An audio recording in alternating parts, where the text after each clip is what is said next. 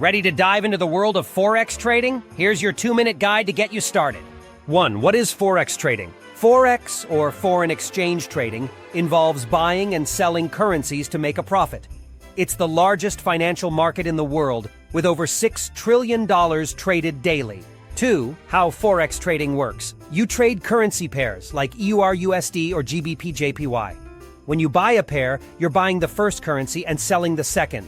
Your goal?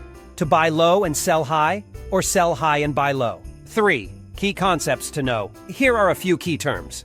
Pips, the smallest price move in a currency pair.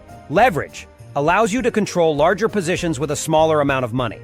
Margin, the money required to open and maintain a position. 4.